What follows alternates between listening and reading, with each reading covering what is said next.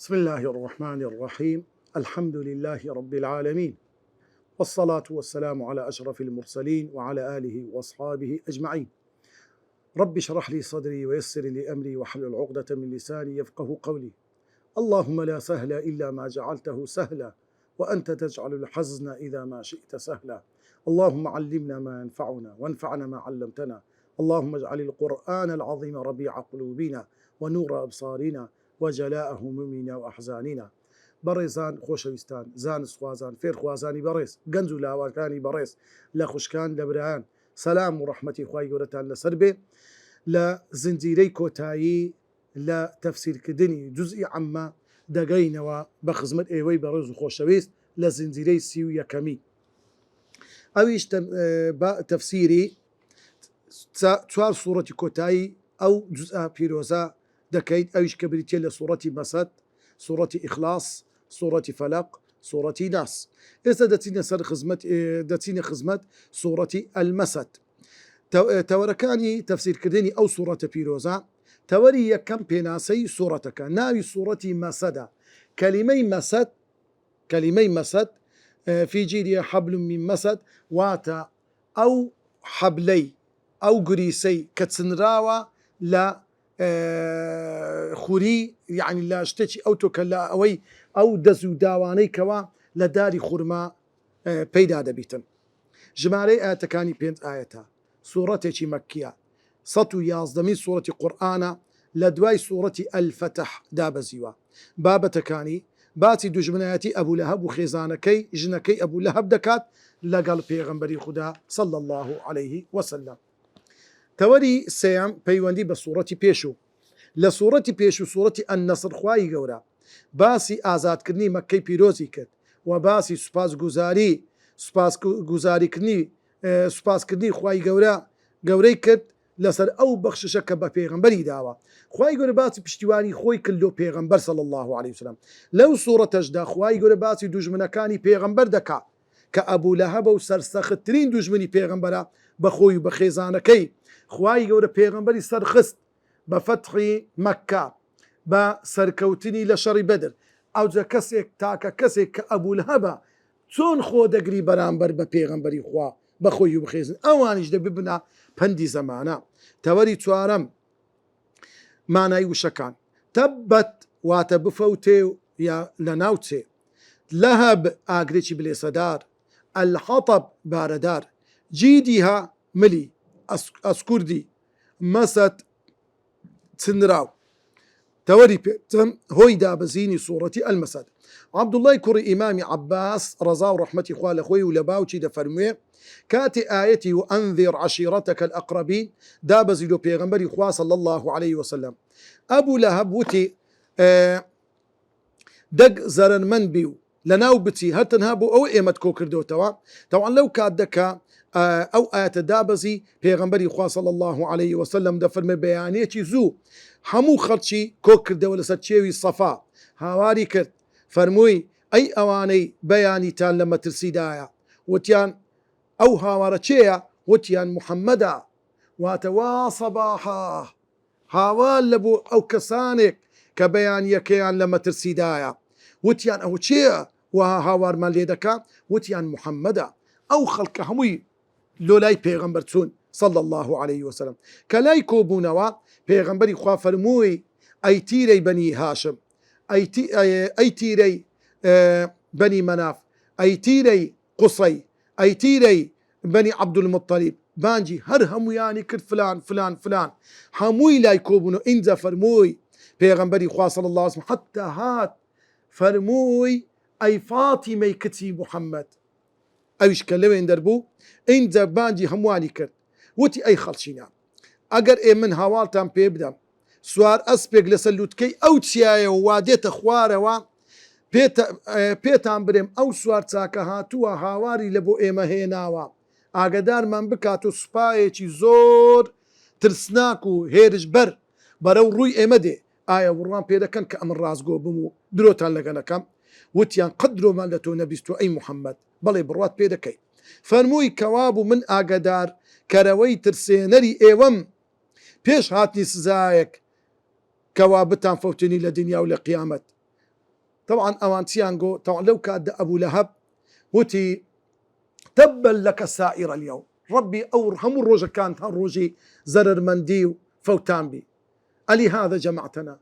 لبو أو إيمت كوكتوا طبعا أو إمام بخاري مسلم أو حديثيان جرايتوا تاريخ محاربي دفن ملكاتي حسدا بيغمبري خوادي فرمو أي خلشين بلين لا إله إلا الله تفلحوا سركوتو دبن بياويتش لدو أي بوي بيغمبر بردي تيدا قرتو تا هردو قاتو باجنكاني بخوين داهات ديود أي خلشينا أو دروزنا بي بروا مكان دري أميش قوتم أو تشيها وتيان أو محمدا بي واي بيغمبري خوايا أوي لدواويتي كبردي تيدقريو قاتو قولي بخين داهناوا أو أبو لهب إماميتي أو أحفر مدج إمامي أحمد بسندتي صحيح نايتي أوا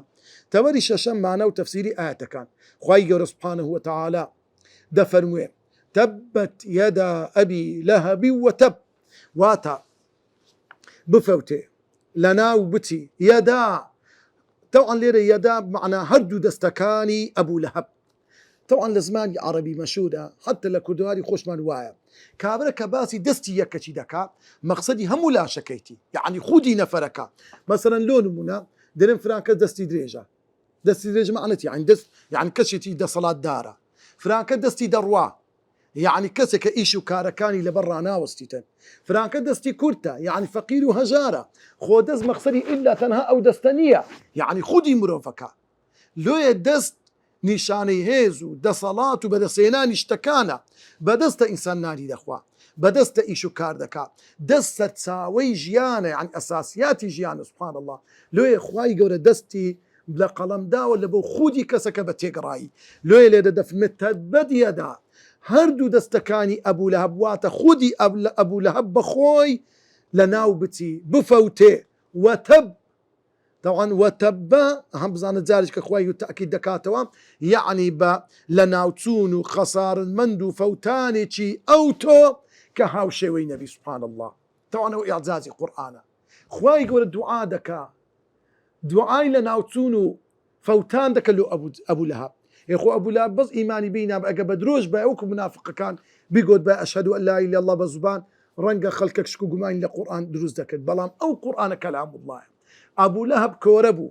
أبو لهب عقلي داخرة محد كافري مرت بخوي وخيزانكي وبخرابترين شيوة مرت سبحان الله بخرابترين شيوة لناوتو حتى كاتقدرين كمرت لناو قبري عندنا بنخوشيتي وامرت خلق ندي بيران تخوني كون كاتك وبوغن بولا مالكي خلقك تونكن خلق خزمك سكاني وتيان ايوي بني المطلب عبد المطلب كل أو خزمة هم لو جوركت يبوغني بوا لو ناس لا شك عيب لبونكو زلامك تنوالنا ومالي مرديا بوني كرديا خلق هراسان بوا إن زدري حبلت يان تيخست رانتش لقورتش يانا بلام لقورتك هم الرجل الثق دريده هنا صقو درنده دريده هنا بوشوي سبحان الله بو بندي زمانه ما أغنى عنه ماله وما كسب أو أبو لهب ما أغنى عنه هي السودي نبو لبوي هي استفاديتي نكرت ماله أو مال ثروة ساماني كهيبو وما كسب أوي بدستينابو أوي بدستينابو لا كسب واتا لمال لسوار تاچي لخانو تاك لناودنك لبازرقاني أو همشتاني كهيبو حول همي لدزدا تنهاتو كإيماني نبو لو مسلمانا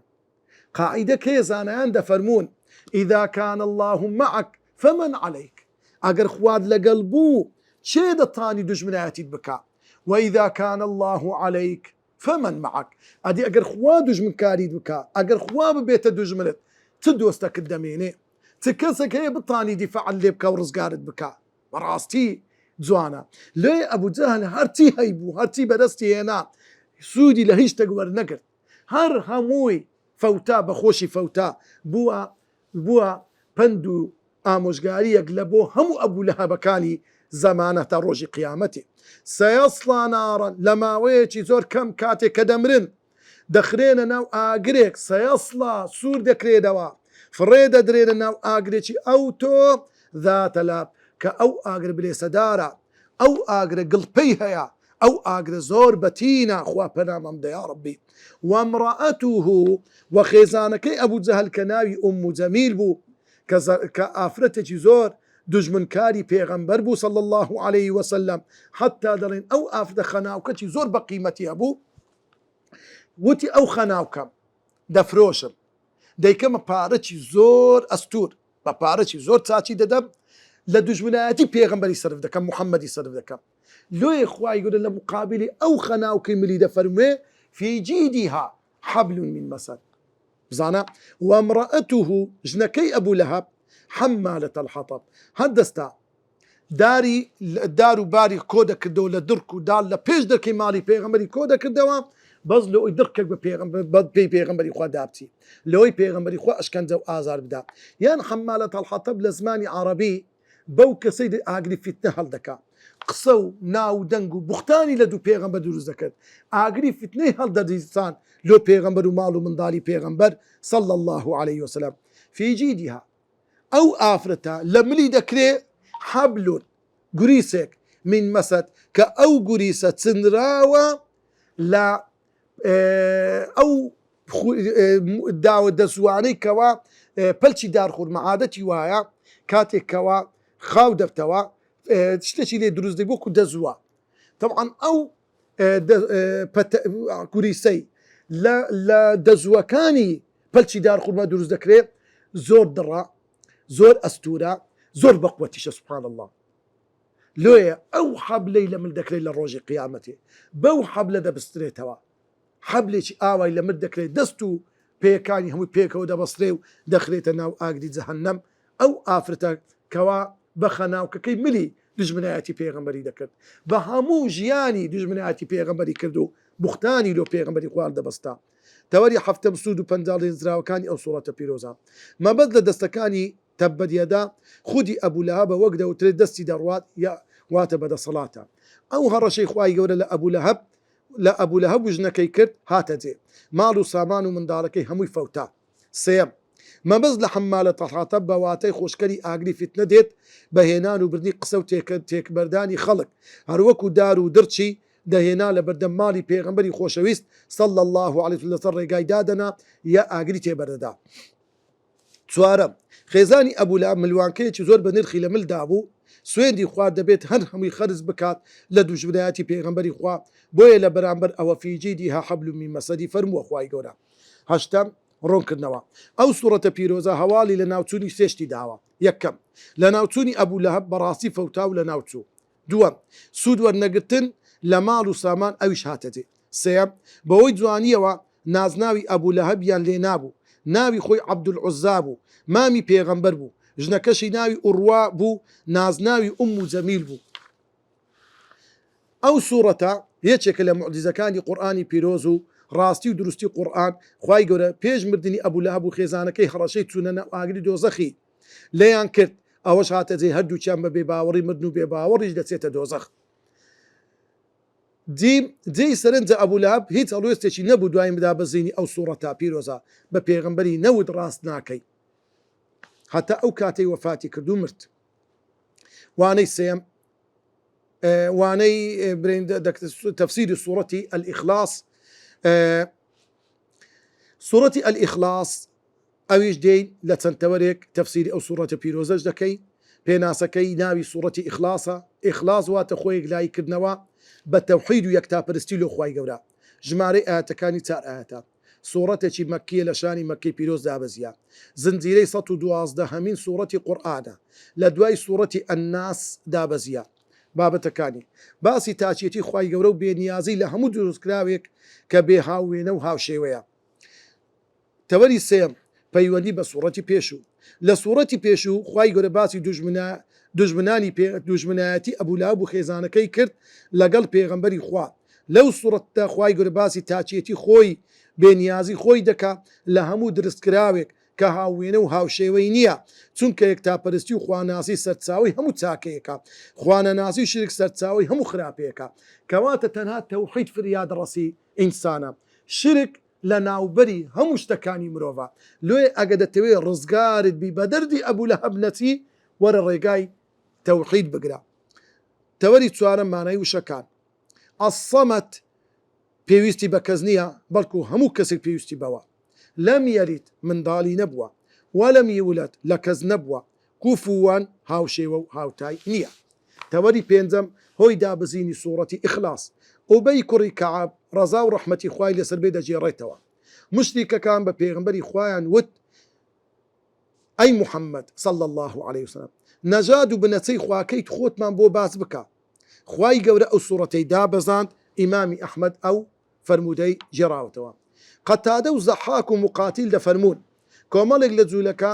هاتنە لای پێغەمبەری خوا صلی الله عليه وسلم وتیان باسی خواکەی خۆتمان بۆ بکە. خوای گەورە لە تەورات باسی خۆی کردووە تۆش پێمان بڵێ لە چ شتێکە چ ڕەگەزێکە ئایا لە زێڕە یا لە زیوە خواردن و خواردنەوە دەخوات لە چێ ئەو دنیایی بۆ بەجێ ماوە بۆچەی جێدێڵێت اینجا ئەو سوورەتە پیرۆزە دابەسی. شەشەم گەورەی و فەزلی ئەو سوورەتە پیرۆزە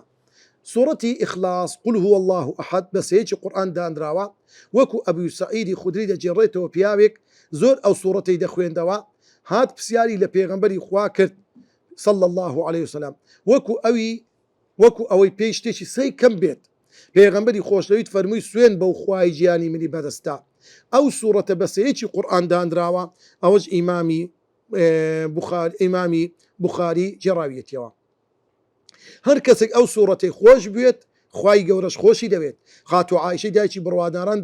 دەفەرموێ پێغەمبەری خوا صلی الله عليه وسلم پیاوێکی نرد بە دەرچوونێک لەگەر کۆمەڵە هاوڵێک بەردەوام پێشەوایەکەیان یعنی سەرکردەکەیان قل هو الله ئەحەدی لە پێشنوێژی دەخوێن. کاتێک گەڕانەوە ئەوەیان بە پێغەمبەری خوا ڕاگەیان. پێغەمبەری خوا فەرمووی لێی بپرسن بۆچی وای کردووە. کاتێک لێیان پرسی وتی صفەتی خوای تێدایە صفەتی خوای گەورەی تێدایە منیش حەز دەکەم هەمیشە بیخوێنمەوە. پێغەمبەری خوا صلی الله عليه وسلم فەرمووی هەواڵی پێ بدەن خوای گەورەش ئەوی خۆش دەوێت. ئەوەش ئیمامی موسلیم جێڕاویەتەوە و فەرموودا. تەوەری هەفتەم مانا و تەفسیری ئاەتەکان خوای گەورە سوبحانە وتعالە وەصفی خۆی دەکا دەفەرمی ئەی محەممەد کاتێ جوولەکەکان یا خەرچی مشتێکەکان پرسیان لە من دەکەن سەبارەت بەوەی زاتی پیرۆزی من ئایا وەکو مادە دەشوبهێنرێ لە زێڕ و لە زیو لە کەلوپەلی مادە یان خوای گەورە پێویستی بەشی مادیاتە لە بوونەوە و دروستکراوەکانی خۆی نەخێر. ئەی محەممەد المستەفا پێیان بڵێ قول پێیان بڵێ هو الله زاتی خوای گەورە کە پەروەردیگاری منە الله خوایەکە واتە کەلیمەی الله لە زمانی عەرەبی لە ئەلیهەوە هاتووە. کەلیمەی ئەلیها بە چەند معنایەک هاتووە. کەلیمەی ئەلیها بە معنای خۆشەویستیەکی زۆر توند و پتە و لە نێوان دوو کەس یعنی ئەلیها واتە ئەو خوای هەر کەسی خۆشی بووێ خۆشەویستەکەی زۆر بەتینە خۆشەویستی وی لە سەروی هەموو خۆشەویستەکانە وە کەلیمەی ئەلیها بە معنای عوبی دەدێ واتە ئەو خوایی کەوە شایستەی پەرستنە دەپەرسترێ کەواتە الله زاتی الله ئەو خوایە ئەحەد تاکو تەنایە هەم بزانە تەمەشا بکە. ئەوان پرسیاریان لە بابەتێک کرد بەڵام خوای گەورە وەصفی خۆی دەکا وەکو خۆی دەناسیتن. ئەوان باباسی ئەوەی نەکەن ئەوان لە کاتێک تێکەتی دەبشریکەکان لەگە جوولەکان شەریکیان لەوە من بڕیاردایە باواز لەو شیرکە بیدەن. ئەو خوای ئەوان پرسیاری لێ دەکەن تاکە کەواتە شیرچی وان هەڵەیە. خوای گەورە هاوشێوەی نییە عوزێر کوڕی خوا نییە کە گاورەکان دەڵێن مەسیح کوڕی خوایە نەعوذ بالله خوا شەریکی نییە. ئەو هەموو بت و سەنەمەی ئێوەدا تا نائەی مشریکەکان هەڵەیە غەڵەتە. خوای گەورە خوایەکی تاک و تەنهایە و هاوشێوە و هاوێنەی نییە. الله الصەمەد ئەو خوای کە دروستکاری ئەو بوونەوەر و کەون و کائیناتەیە لە بەوەی نەوەری دروست نەکردووە کە پێویستی پێبێ بەڵکو خوای گەورە سەمەد معنەتی الصەمەد لا يحتاج إلى شيء پێویستی بە هیچ شتێک نییە وكل شيء محتاج إليه هەموو شتێکیش محتاجە بە ذاتی الله سبحانه وتعالى هەموو شتێک دەبی بگەڕێتەوە بۆ لای خوای گەورە سبحانه وتعالى لە ڕوح لەبەر و غەیری لە ڕوح لەبەر لەم یەلید وەلەم یولد ئەو خوای گەورەی منداڵی نەبووە کەسی لێ نەبووە لەبەرەوەی ئەگە خوای گەورە سبحانه وتعالى شتێکی لێ ببی دەبی ئەویش لە کەسێکە ببیتن وەلەم یولد وكسشي ولا كس نبوة ولم يولد خواي يقول نبوة بولد لكسيشتر خواي يقول داكو بابي نيو من ضالشي نيا وكو ايوي مشريك دتانغو ملائكة بنات الله كسكاني خوايان جولك كان ويان دقول ولم يكن له كفوا أحد وأو خواي قوريا أي محمد المصطفى بيامبريت هاوينو هاو شوينيا كواتلو إبراهيمي برايس لعقيدي أهل السنة وجماعة خواي قورا تشبيه ناكري تمثيل ناكري خواي قورا الصفات كان شي تعطيل ناكري لو إيما دلين نالين خواي قورا قوري بقدراي قوري فرانشتا قوري خوا ناشب هندري ليس كمثله شيء وهو السميع البصير خواي قورا هاوينه هيش تقنية سبحان الله لو نابي خواي قورا نبزاتي خوي نب صفاتي تمثيل بكري بدي نعوذ بالله دستي خواي قولوكو دستي فلانا يان دستي خوا مقصد في نعمتها يان بري قاتي خواي قول فرانشتا نخير أمد لين نمرها كما جاءت نثبت لله أن له اليد وله يدان وكلتا يديه يمين وكل حديث بيغمبر هاتيا صلى الله عليه وسلم لا نشبهه ولا نمثله ولا نكيفه بل نكل الأمر إلى الله درين أو عايدي خواي أو عقيدة أهل السنة جماعة سودو بنده الانزرا وكان لا تودي هشتم أو صورة تاك صورتك تنها باسي تاك تنهي خواي قورة دكات بويا قورة تري صورة قرآن لو صورة دا تاك تنهي خواي قورة دا سلمينيت بدوشي وسباندني تاك تنهي خواي قورة لا داني صفتي نقول زاو بو خواياتي خواي قورة سيم نابد خواي قورة بيشتق يا كسك بتوين ديت سوارم نبوني من دالو وزاق تشوري بومروف عيبا ننجيا بك مكري دادت بلان بو خواي قول صفاتي تواوي خوايتيتي رون كرنوا بيغمبري خوشويست صلى الله عليه وسلم كافرون إخلاصي لدور كاتي سنتي بيج نيجي بياني والسنتي دواي نيجي مغرب نيجي تراويح لركعتي سيم وتسارب دوم السيم نيجي دواي طواف دور كاتي دواي نيجي طواف لو نيجانا هميشه وبردام هروك السنة لصلاة الاستخارة أو سورة كافرون إخلاص بخوين دري دوام أو سورة بو تسار سري نخوشي ودلتنجي زور قرفت سارة سرة يعني كسا نخوش بو دليتم بو نخوشي بعديو معنوي أو سورة بخينا دبيت الشفاء سيم سنة دواين وجه كان أو سورة ودو سورة بنادر كان قل أعوذ برب الفلق وقل أعوذ برب الناس بخين دري لدواين وجه كان يقزر بخين دري تنها لدواين وجه بياني ومغرب سي قل والله أحد سي فلق سي ناس بخوين دريتن لدواين وجه بياني ونوجه مغرب سوارم زانان دفن سورة إخلاص وكو سورة الكوثر سورة إخلاص بو بباقرتني خواي قورايا لدانا بالداني من دال بوي سورة كوثر روان نوي تيدو توانز بو لبيغمبري خوا بوي كوزاق تشيرو من دالينيا بينزم ناسيني خواي قورا ستساوي ناسيني خواي قورا يكم سروشتي مروف وكو موري خواي قورا لصدلي همو مروفكيا بيدا ودرت فطرة عنقلو بير كرنا ولا دروس كراوكاني خواي قورا بەوەی ئەوە دەگەینە ئەنجامی ئەوەی شتێک خودی خۆی نەبێت شتێکی پێ دروست ناکرێت کەواتە خوای گەورە خالیقی ئەم شتێکە سێم ناسینی خوای گەورە لە ڕێگای کتێبە ئاسمانی و پێغەمبەرەکانەوە چوارەم ناسینی خوای گەورە بەوەی ناو و سیفەتە جوانەکانیەوە بەروبووم و سوودەکانی ناسینی خوای گەورە یەکەم خۆشویستی خوای گەورە خاوەنی هەموو چاکە و نیعمەتێکە بۆ بەندەکانی بەو شێوەی خوات خۆش بووە ڕزگاربوون لە بەندایەتی کردنی بۆ جگە لە خوای گەورە کاتێک کە خوان ناسی جگە لەخوا هیچ تێشتر ناپەرستی هێز و وزە دەبەخشێت بە مرۆڤ خۆشویستنی هەموو دەروبەر و مرۆڤەکان بەگشتی پاڵنەرە بۆ کردەوەی چاکە ئەو جارە بۆچی خوای گەورە هاوشێ و هاوێنەی دروستکراوەکانی خۆی نییە چونکە ئەگەر خوای گەورە هاوشێ و هاوێنەی دروستکراوەکانی بێت یەکەم هیچ جیاوازیەک نابێت لە نێوان دروستکەر و دروستکراو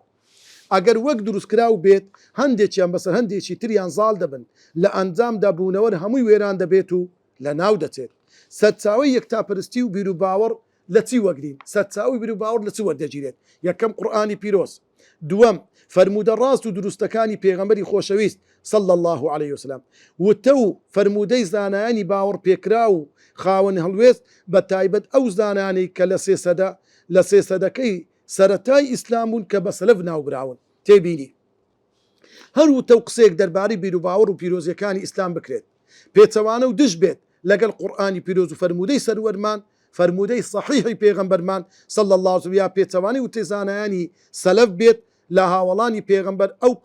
ئەو قسە وتەیە ڕەت دەکرێتەوە و وەرناگیرێت مادەم پێچەوانی قورئان و سنەتی صەحیح و قسەی زانایانی پێشوە. بەو شێوە هاتینە کۆتایی سوورەتی ئیخلاص. ئێستا دێینە سەر تەفسیری سوورەتی ئەلفەلەق. سوورەتی فەلەق چەند تەوەرێک ئەویش لە خۆ دەگری. تەوەری یەکەم پێناسەی سوورەتەکە ناوی سوورەتی ئەلفەلەقە،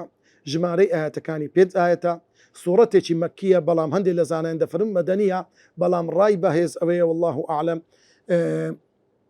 کە مەدەنی بێتن. هەندێکی دەرێن دوو جار دابەزیوە. زنجیرەی 113 سوورەتی قورئانە لە دوای سوورەتی ئەلفیل دابەزیە. تەوەری دووەم بابەتەکانی باسی پەروەردیگاریەتی خوای گەورە دەکات کە خوای گەورە پارێزگارە بۆ پارێزگاری مرۆڤەکانە لە تاریکی و جادوگەر و ئیرەیی و حەسادەت. تەوەری سێم پەیوەندی بە سوورەتی پێش و لە سوورەتی پێش و خوای گەورە باسی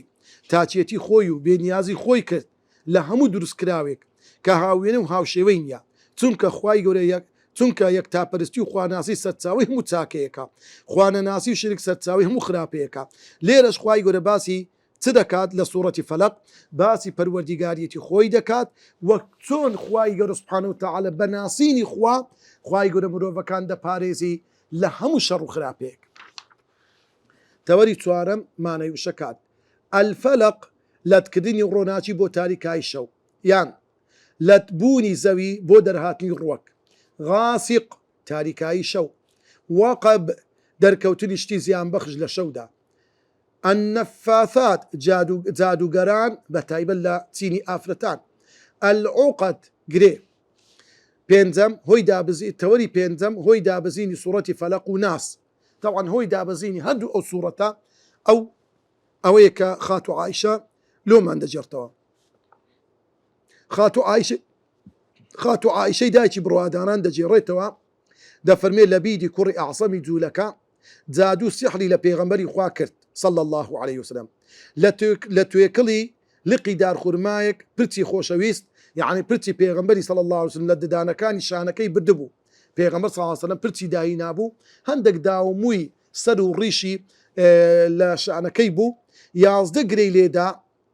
لە هەر گرێک دەرزیەکی لێ چەقان بوو. تەندروستی پێغەمبەری خوا بۆ ماوەیەک بەرەو خراپی چوو. دوایی خوای گەورە جوبریلی نارد سەحرەکەی بۆ ئاشکرا کرد. یعنی خاتو عایشە دەفەرمێ پێغەمبەری خوا وای لێ هات. تەوان زانایان دەفەرمون تێکچوونی باری تەندروستی پێغەمبەر تێکچووە، نەک باری فکری و عەقلی. پێغەمبەر باری دەرونی هیچ عیبی نەبوو. لە ڕووی بانگەوازی وەرگرتنی قورئان دابەزینی وحی هیچ کێشەی نەبوو، یەک ئاەتیشی لەبیر نەچووبەوە. بەڵام لە ئیش و کاری ژیانی ڕۆژانەی خاتو عایشە دەفەرمێ زۆر جاران پێغەمبەر صلی الله علیه و سلم سڕەی بینی خێزانەکانی لێ تێک دەچوو، یان هەندێک شتی کردبوو وای زانی کردیتی، هەندێک شتی نەکرد وای زانی، هەندێک شتی کردبوو وای زانی کردیتی، هەندێک شتی نەکرد وای زانی کردیتی. یعنی ئەو حاڵەتەی بەسەردا هات. لێ دەفەرمێ خوای گەورە جوبریلی نارد سەحرەکەی پێغەمبەری ئاشکرا کرد. دەفەرمێ پێغەمبەری خوا ڕۆژێکیان وەکو لە شێوەی خەو دابیتن، دوو کەس هات وتیان هذا الرجل مطبوب، ئەو پیاوە نەخۆشە. قالوا من طبه، چێ نەخۆشی خستیا، بەسەبەبی چ نەخۆش کردیا، نەخۆش کەوتیا؟ وتیان طبه وليد بن لبيد بن أعصم اليهودي، وتيان لبيد كري أعصم سحري لێ کردیا. اینجا پێغەمبەر دەفەرمێ صلى الله عليه وسلم وتیان لە کەونە بیرەک کە ئەو کەونە بیرە لە بن بەردەچی لە ناو بیرەکە. دەفەرمێ پێغەمبەر ئاوەکەی وەکو خەنا، ئاوی خەنەی کووە، ئەو هەی لێ هاتووی، یعنی سەحرەکە تەئسیر لە ئاوەکەش کردبوو. سبحان الله. اینجا پێغەمبەری خوا دوو سەحابەی نارد سەحرەکەیان دەرینا کەوا مووەکانی پێغەمبەری بوو. دەفەرمێ جوبریل هەردوو سوورەتی فەلەق و ناسی لۆ پێغەمبەری دابەزان کاتێک کە دەکە 11 ئاەت. سوورەتی فەلەق 5 ئاەتە، سوورەتی ناس 6 ئاەتە. هەر ئاەتێکیان دەخین ئەو 11 گرەیە لەگەر هەر ئاەتێک دەبەوە پێغەمبەری خوا صلی الله عليه وسلم دوای ئەوە هەستاوە سەر پێ بە چوست و چاڵاکی بەرای لێنما. ئەو حەدیسە ئیمامی بوخاری و موسلیم جێڕاویەتیانەوە. پێنجەم گەورەی و فەزلی هەردوو سوورەتی فەلەق و ناس. عوقبەی کوڕی عامیر دەفەرمێ پێغەمبەری خوا صلی الله عليه وسلم فەرمووی ئایا دەزانی چەند ئاەتێک ئەو شەوە دابەزیون هیچ ئاەتێک وەکو ئەو ئاەتانە گەورە و ڕێزدار نین، ئەوانیش هەردوو سوورەتی قل ئەعوذ برب الفەلەق قل ئەعوذ برب الناس. ئەوەش ئیمامی موسلیم جێڕاویەتیەوە. دووەم حەدیث دەربارەی گەورەی ئەو سوورەتە، عوقبەی کوڕی عامر دەفەرمێ پێغەمبەری خوا صلی الله علیه و فەرمانی پێکردم هەردوو سوورەتە پارێزەرەکان بخوێنم دوای هەموو نوێژەکان. سێم هەر عوقبەی کوڕی عامر دەفەرمێ کاتێ من وڵاغەکەی پێغەمبەری خوام دەهاژوت لە دۆڵێک لە دۆڵەکان پێی وتم ئەی عوقبە ئەی عوقبە ئایا تۆ سوار نابی سڕەی خۆت بێ ئەمە بە پێیان بڕۆم ترسام لەوەی گونەهبار بم ئەگەر بڵێم نەخێت چکە عەزم لێ بوو سوار بووم ماندی بووم ماوەیەکی کەم سوار بووم ئینجا فەرمووی ئەی عوقبە ئایا دوو سوورەتت پێ بڵێ لە گەورەترین ئەو سوورەتانەی خەڵک دەخوێننەوە وتم بەڵێ ئەی پێغەمبەری خوا صلى الله عليه وسلم پێغەمبەری خوا فەرمووی قل أعوذ برب الفلق قل أعوذ برب الناس يبو خوێنمەوە پاشە لە نوێژدا خوێندنیەوە ئینجا پێی وتم پێت چۆنە ئەی عوقبە بەردەوام بیان خوێنمەوە هەر کاتێ نووسم و هەر کاتێ هەستام لە خەو. ئەو فرموودە ئیمامی ئەحمەد و ئەبوو داود و نەسائی جێڕاویتیانەوە. ئەبوو عەبدوڵڵای عابسی جوهەنی لە پێغەمبەری خوا صلی الله عليه وسلم دەجێڕێتەوە پێی فەرموو ئەی کوڕی عابس ئایا شارزاد بکەم و هەواڵت پێ بدەم بە باشترین خۆپارێز لە خۆپارێزەرەکان وتم بەڵێ ئەی پێغەمبەری خوا فەرمووی قل أعوذ برب الفلق قل أعوذ برب الناس ئەوەش ئیمامی نەسائی جێڕاویەتیەوە. سەدای کوڕی عەجلان دەجێڕێتەوە لە پێغەمبەری خوا صلی الله عليه وسلم کە پێغەمبەری خوا پێی فەرمووە ئایا سێ سوورەتت پێ بڵێم نە لە تەورات و نە لە ئینجیل و نە لە قورئان هاوشێوەیان نەبووە یعنی لە قورئان گەورەترین سوورەتەکانی قورئانن لە تەورات و ئینجیلیش هاوشێوەیان نەبووە ئەو سێ سوورەتەش قل هو الله أحد قل أعوذ برب الفلق قل أعوذ برب الناس. شەشەم لە گەورەی سەبارەت ئەو دوو سوورەتە خاتو عایشەی دایکمان دەفەرمێ پێغەمبەری خۆشەوی صلی الله عليه وسلم کاتێ دەچووە سەر جێگای خەوتنی هەموو شەوێک هەردوو دەستەکانی وەک دەهێناوە هەر سێ سوورەتەکانی قل هو الله أحد و فەلەق و ناسی دەخوێن ئینجا دەستەکانی بەخۆی دادەهێنا ئەوەندەی بیتوانی بە لەسەری دەموچاویەوە دەستی پێ دەکرد پێشەوەی لەشی سێ جار وای دەکرد ئیمامی بوخاری جێڕاویەتیانەوە. تەوەری شەشەم مانە و تەفسیری ئاەتەکان خوای گەورە سوبحانه وتعالى ڕوو لە پێغەمبەری خوا دەکا و دەفەرمێ ئەی پێغەمبەری خوا قل بە خەڵکی برێ ئەعوذ ئەمن خۆم دەپارێزم ئەها تەمەشا بکە لو خوای گەورە نافەرمێ ڕاستە خۆ برێ ئەعوذ برێ قل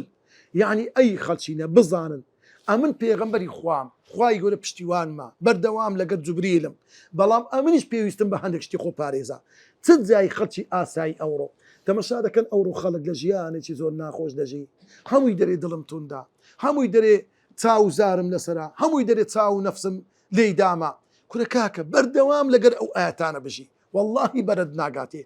خوای گەورە دەفەرمێ ئەی محەممەد بە خەڵک برێ منیش کە پێغەمبەری خوام پێویستم بە دوعا و چارەسەری و پارێزەرە ئەعوذ من کە پێغەمبەری خوام پەنا دەگرم بچێ بڕەبی الفەلق بەو خودای کە پەروەردیگاری ئەو پەروەردیگارەی کەوا لەتکەری تاریکایی شەوەکانە بە ڕۆناچی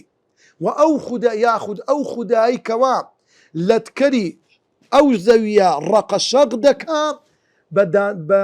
دانوڵەیەکی زۆر بچووک کاتێک کەوا عەرد شەق دەبی و لەو عەردە ڕەقە شەق دەکری و دێتە دەرێ لۆیە خوای گەورە دەفەرمێ ئین الله فالق الحب والنوى خوای گەورە شەقەری ئەو زەویەیە لە بۆ دانەوێڵەکان لە زەوی کە دەیهێنێتە دەرەوە وفالق الإصباح خوای گەورە شەقەری تاریکایی شەوەکانە ڕۆناچی سبەینەی لێ هەردێ من شەڕ ما خەلق پەنا دەگرم بەو خودایی کە پەروەردیگاری شەقەری زەویە یاخود شەقەری تاریچیە لە چی من شەڕ ما خەلق لە شەڕ و خراپەی هەموو ئەو شتانی کە دروست کراوە بزانە ما خەلق هەرچی خراپە دروست کراوێکە ئیلا ڕەنگە شەڕ و زیانە چێبی ئەو جلو بەرگەت جاروێ سوبحان الله لێت دەبتە بەرا زۆر جاری وایە ئەو عینەکەی چاوت لێت دەبتە بەڵاو موسیبەت ما خەلق ئەو بەرداغە ئاوی دەیخۆیەوە ئەو مۆبایلەی دەستت ئەو لاپتۆپە ئەو کتابی بەردەستت هەمووی ئەگە خوا لۆ نەجێڕی بە ڕەحمەت دەبێتە غەزەب دەبێتە بەڵا دەبێتە موسیبەت لۆیە من شەڕی ما خەلق لە شەڕی هەموو ئەو شتانی کە خوا دروستی کردووە هەموو شتێک لایەنی چاچی هەیە لایەنی خراپی هەیە خۆ بپارێزە لە خوا لە شەڕی خراپەی هەموو ئەو دروست کراوانە لۆیە سونەتە کاتێک جل لە بەردەکەی دەرەی چێ دەرەی اللهم إني أسألك من خيره وخير ما هو له ئەوجا هەر شتێک لەبەرکرد لە پۆشاک ئاوا دەرێ خوا داوای خێر و چاکەی دەکەم ئەوە خێر و ئەو خێر و چاکەی کە لە بۆی دروست کراوە کە لە بۆی دانراوە وأعوذ بك من شره وشر ما هو له ئەو دوعایە چەند میهمەت خوا ومن شر غاسق إذا وقب وپەنا دەگرم لە شەڕی تاریکای شەو إذا وقب کاتێک کە زیان و شەڕەکانی لەناو بڵاو دەبێتەوە بزانە کاتێک کە شەو دادێ عادەتەن زۆر لەشت و شەڕەکان پەیدا دەبی ئەوەی دز دەبی دزی دەکا لە تاریکای شەو دزی دەکا ئەوەی نیەتی خراپەکاریە لە تاریکای شەو دێ مار و دوو پشک و ئەژدیها لە شەوەکان دڕندەکان پەیدا دەبی گور کە بەسەن مەردا دەکا لە شەوەکانە لێ ومن شەڕی ما خەلق ومن شەڕی غاسق إذا وقب لە شەڕی تاریکای شەو کە بڵاو دەبتەوە ومن شر النفاثات في العقد وپەنا دەگرم لە شەڕی ئەو ساحیر و زاد و گەرانەی کەوا بە تایبەت لە چینی ئافرەتان کە زۆر خولیای سحر و جادون في العقد کاتێک دوعا دەکەن فو دەکەن بە سحرەکانیان لە گرێ کۆڵا پەنا دەگرم بەخوا هەم زانزانی ئەو ئاەتە چمان پێ دەرێ یعنی ئەگەر تو لەگەر ئاەتەکانی خواژیای سحریش تەأسیر لێ ناکە هەر وەکو پێغەمبەری خوا شفایدا بەو ئاەتانە ومن شر حاسد إذا حسد وپەنا دەگرم لە شەڕی هەموو چاوپیسێک لە شەڕی هەموو دڵپیسێک لە شەڕی هەموو حەسوودێک کەوا دڵی خۆش نییە بە چاکەکانت پەنا دەگرم بەخوا لە شەڕی ئەو حەسوودا لە شەڕی ئەو ئیرەیی کارە کاتێک کە ئیرەیی و حەسادەتم پێدەبا توخوا ئەو چەند دوعایی بکەی هیچ بەڵاو موسیبەتەکە ڕوودەوی سبەینان پاژوی سبەینان 3 جار بیرێ مەغریبان 3 جاران بیرێ ئەو شەوت و مەحفوظی لە نوێژی نێوڕان نوێژی عەسر نوێژی عیشا بزانە چەند میهمە تەوەری پێنجەم سوود و پەنداڵێنراوەکانی ئەو سوورەتە پیرۆزە یەکەم پەنابردن یەکێکە لە عیبادەتەکان بۆیە نابێت مرۆڤ پەنا بۆ جگە لە خوای گەورە ببات پەنابردن بۆ شتی وەک بڕوابوون بە گەورەی یا پیرۆزی ئەو شتە شیرکە جگە لە خوای گەورە پەنا ببێ هەر شتێک بنیەتی پیرۆزی گەورەی تووشی شرک دەبی ئاگادار بە دووەم شەو تاریشیەکەی و ئەوەی لە ناوی دەردەکەی لە شەڕ و خراپە و شتی زیان بەخش پێویستە مرۆڤ ئاگداری خۆی بێت لە کاتی شەو سێم سحر و جادو کاریگەری نابێت ئەگەر مرۆڤ خۆکارەکانی خۆ پاراستن بگرێتە بەر چارەم چاوزار و ئیرەی حەسوودی ڕاستە و بوونی هەیە پێویستە ئەوەی چاوی پیسە خۆی بپارێزت لە چاودان لە شتی خەڵک ئەویش بەوە دەبێت کاتێ چاوی بە شتێک کەوت بڵێت ماشاء الله لا قوة إلا بالله وكو خواي قورا دفرمي ولولا إذا دخلت جنتك قلت ما شاء الله لا قوة إلا بالله بينزم أوي ما ترسي لتاوزاري خلشكيا باهو كاركاني خو بارستن بقرة بر بتايبت خويني قلوا الله أحد فلق ناس ششم تەوەری شەشەم ڕۆکردنەوە سەبارەت بە سحر و جادو پێناسەی جادو بریتە لە کردارێک بەهۆی کوفرەوە ئەنجام دەدرێت لەلایەن شەیطان و دەست و پەیوەندەکانیەوە حکمی سحرکردن ئەوەی سحر بکات کافر دەبێت وەکو خوای گەورە دەفەرموێ وما كفر سليمان ولكن الشياطين كفروا شياطين لنا مقصدي سحرية شيطان كان يعني الساحرة كان أوان كافر بون حدي السحر سزاي أو كسي سحر دكات كوشتنا بشمشير ئەگەر سحرەکەی کوفری ئاشکرای تێدا بێت وەکو پێغەمبەری خۆشەویست دەفەرمێ حد الساحر ضربة بالسيف ئەو حەدیثە ئیمامی تەبەرانی جێڕاویەتیەوە ئیمامی مسلم جێڕاویەتیەوە حکمی ئەوەی دەچێتە لای ساحر ئەوەی بچێتە لای ساحر و جادوگەر تەنها پرسیاری شتێکی لێ بکات چر ڕۆژ نوێژی لێوەرناگیرێت سەفیەی کچی ئەبی عوبەید لە هەندێک لە خێزانەکانی پێغەمبەر دەجێڕێتەوە دەفەرموێ من أتى عرافا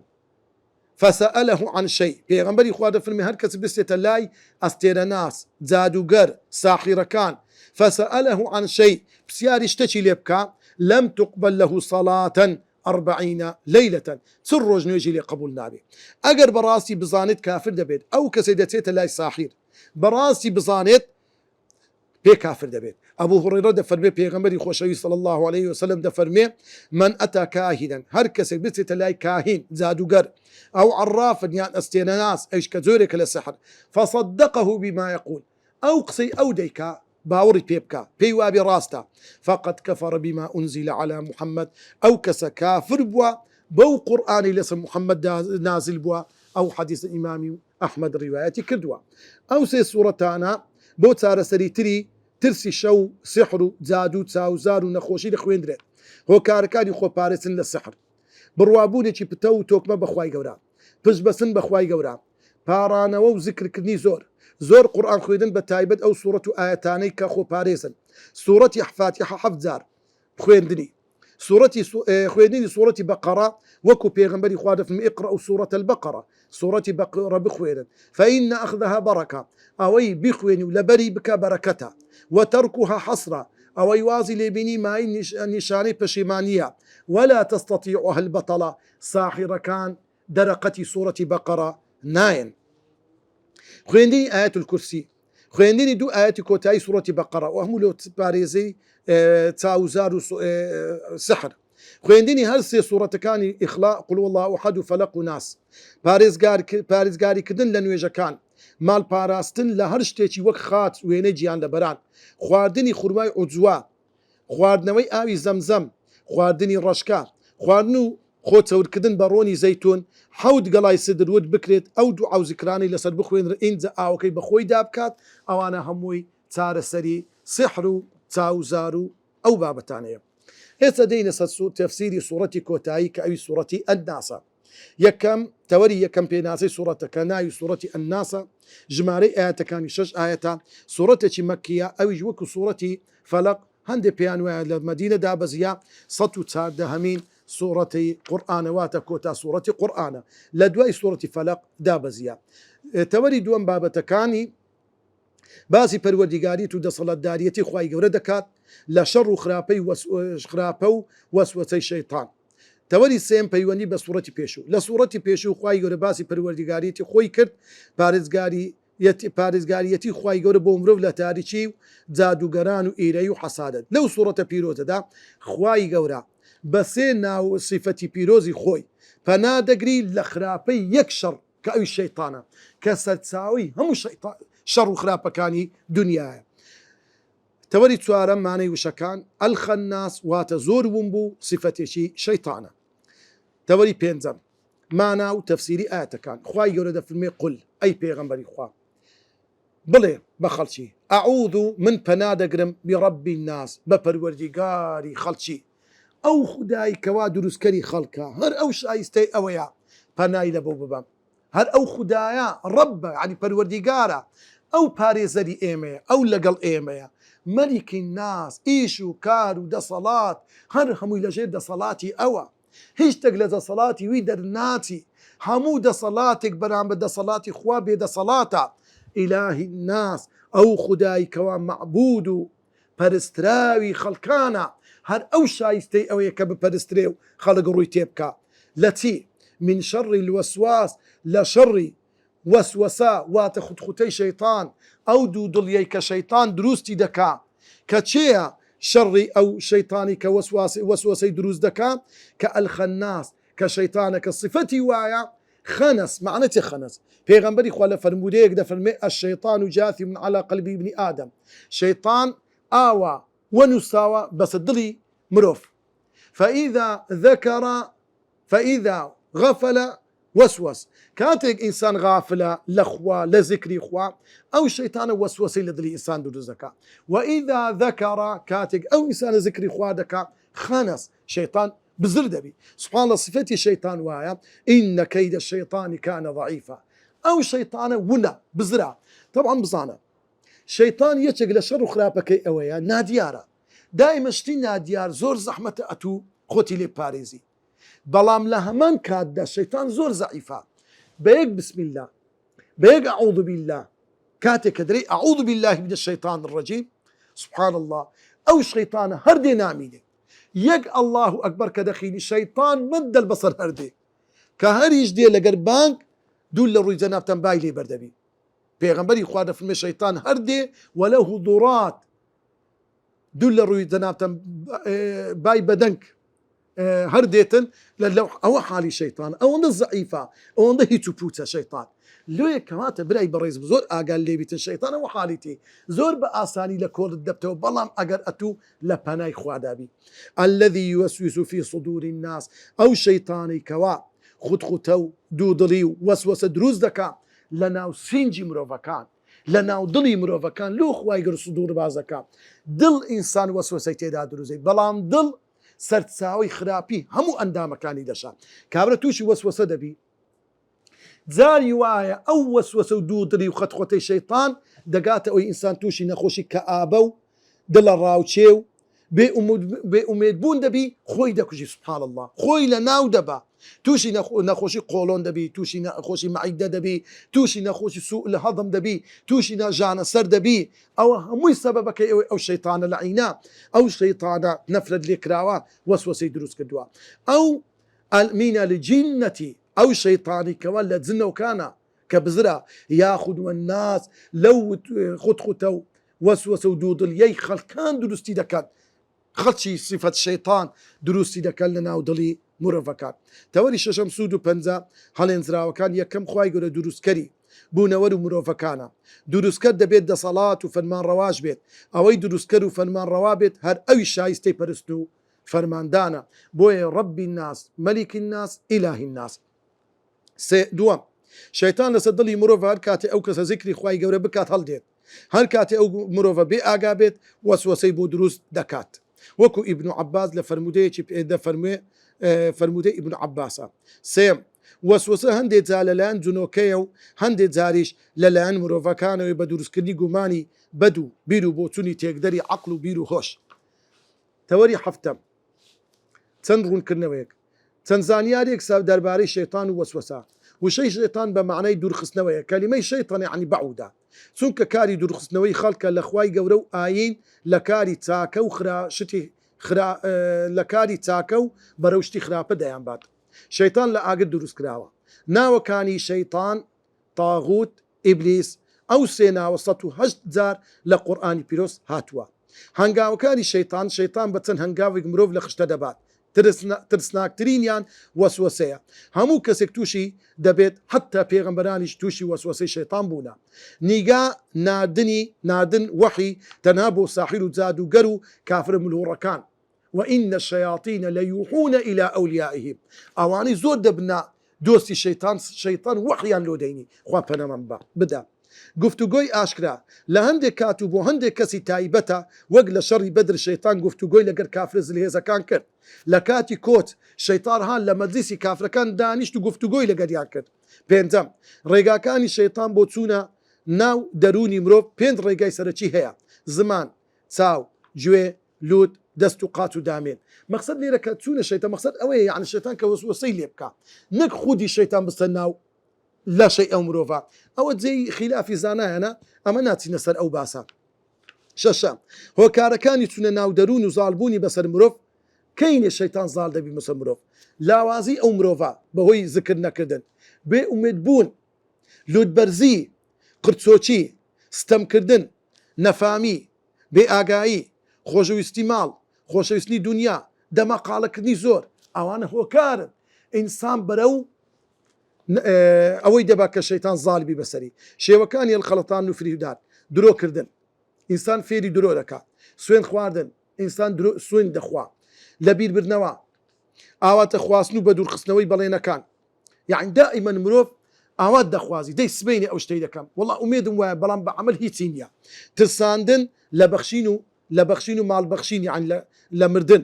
وەسوەسە و دوودڵی پەیداکردن لە دڵ و دەرونی مرۆڤ دەستوەشاندن و شێتکردنی مرۆڤ مەبەستەکانی شەیطان لە هەڵخەڵەتانی مرۆڤ توشکردنی مرۆڤ بە خراپەکاری و گوناه و تاوان توشکردنی بە کوفر و شرک ڕێگریکردن لە ڕێگای حەق و ڕاستی دوورخستنەوەی موسڵمان لە بەهەشت و بەرەو دۆزەق بردننی هۆکارەکانی خۆپارێزتن لە شەیطان بڕوابوونێکی پتە و تۆکمە پەناگرتن بە خوای گەورە وتەی چاک و گفتاری باش یعنی دائما ئینسان قسەی چاک بکە جێ لە شتی چاک ڕابگری ئەوە دەیپارێزی لە شەڕی شەیطان خۆ بە دوورگرتن لە هەموو ئەو شتانی کە دەبێتە هۆی نزیک بوونەوە لە شەیطان وەکو درۆ برادری خراپ چاوبازی تەمەعکاری خوێندنی زیکرەکانی ئێوارە و بەیانیان هەموو زیکرەکانی تری ڕۆژانە بەو شێوەیە لە شەیطان دەپارێزرێ خوای گەورە هەموو لایەکمان بپارێزی لە شەڕی شەیطان لە کۆتاییدا دەرێم سبحانك اللهم وبحمدك سبحانك اللهم وبحمدك نستغفرك ونتوب إليك يا ربي خويا دڵێم ئەوەی چاک و باش و چاک بووە هەمووی لەلایەن تۆ فەزل و بەخششی تۆیە هەر هەڵە و پەڵە و کەم و کریەت شەبێتن لەلایەن بەندەی گونەعبار و بەندەوێ بووە ومێدەوارم خوای گەورە بە ئیخلاسەوە هەرچی گۆتمان و کردمان لێمان وەربگری لە دوعای خێر برای خۆتان بێبەش نەکەن. وصلى الله وسلم على سيدنا محمد وعلى آله وصحبه أجمعين.